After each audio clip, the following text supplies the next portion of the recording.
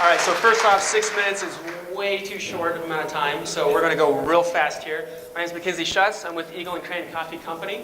We do delicious coffee on a direct trade basis and deliver it right to the consumer via subscriptions. I could stand up here and say that we deliver the best coffee in the entire world, and I think it's true, but it's not about the coffee, and you know that.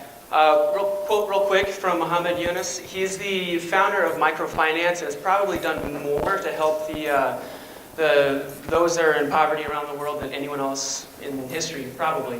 He says poverty does not belong in civilized human society. Its proper place is in a museum, and that's where it will be. I believe wholeheartedly that not only can poverty be eliminated in my generation, but it will, and it's going to be through social impacting businesses.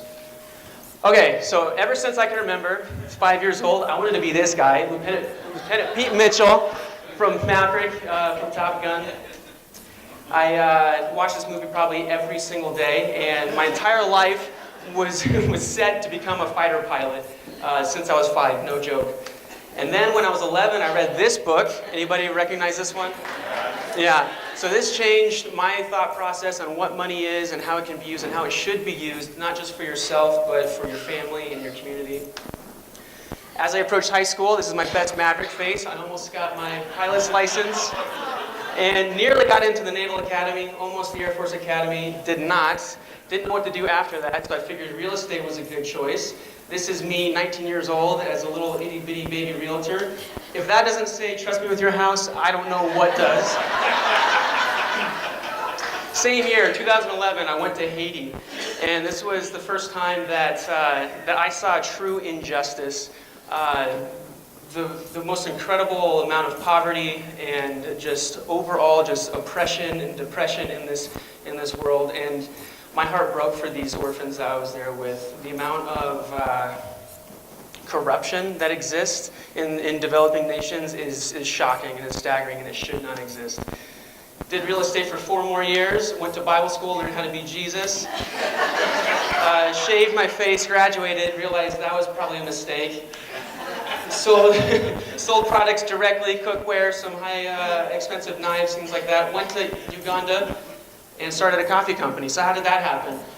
Just so you know, here's Uganda. It's at the headwaters of the Nile, right in the middle of Africa. Africa, by the way, is huge. You can fit the United States, China, India, Europe, Japan, everything inside the landmass of Africa. It is not a country, it's a continent. It is ginormous. Uganda itself is about the same size as Colorado, but it has 8 times as many people. So there's 40 million people that live in Uganda.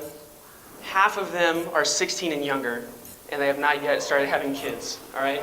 They are set to explode with population, and the thing is that they can handle it. This is the most fertile place I've ever seen. There's literally 2 growing seasons.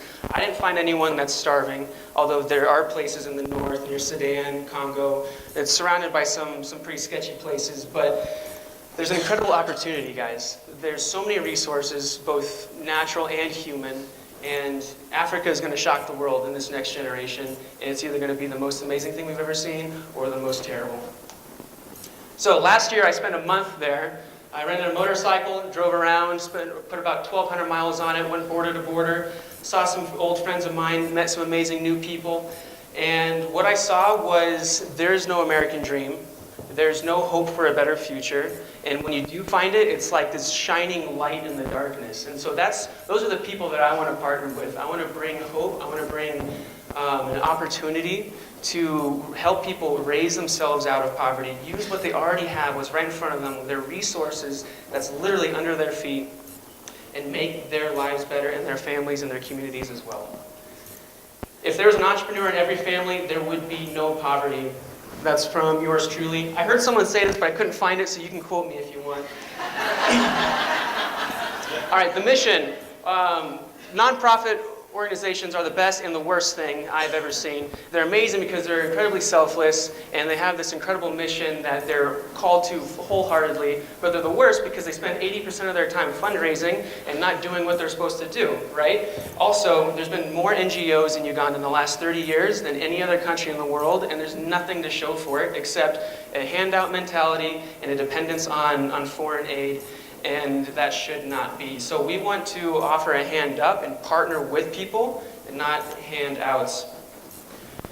This is, on the left is me and a coffee farmer and my boy Dyson. He's a coffee washer and processor. That is the most adorable little child you've ever seen. And then down here at the bottom is this group of young fellas who are in their 20s. They are in a mentorship program in the area that we want to partner with.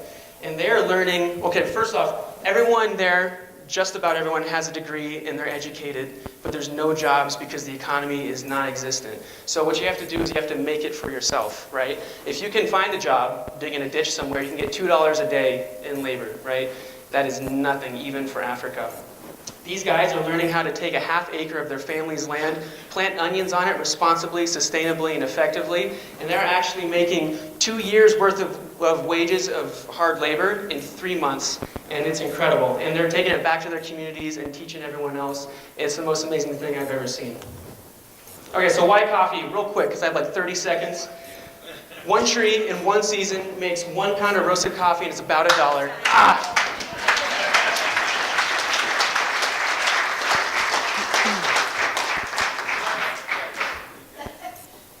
You got a speed talk next time. Why coffee, Mackenzie? I'm so glad you asked, James.